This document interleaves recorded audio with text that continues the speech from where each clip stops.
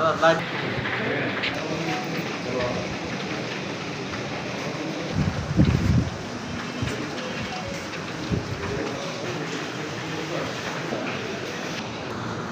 হচ্ছেন কামাল মাতব্বর, মিলন মাতব্বর, মনু মাতব্বর, লাকি বেগম, পারুল এবং খাদিজা।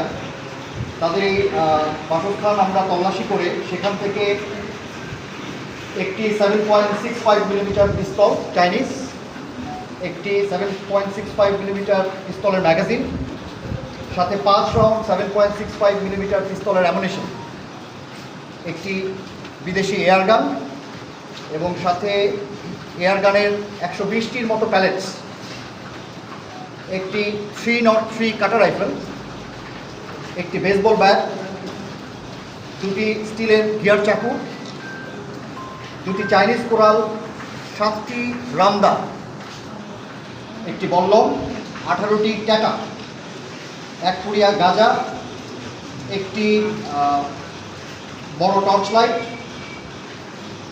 একটি পাসপোর্ট, একটি এনআইডি কার্ড এবং 5টি মোবাইল ফোন ও একটি ট্যাব সেখান থেকে জব্দ করা হয়।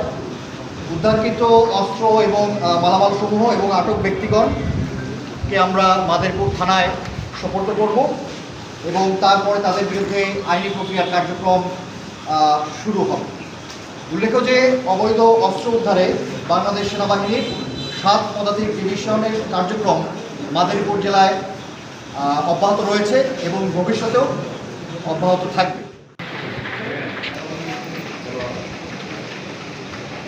বান্ডেল থাকলে প্রতি সেনমানিতে টাকা বাঁচবে। বিকাশ সেনমানি বান্ডেল কিনে জিতুন প্রতি লেনদেনে।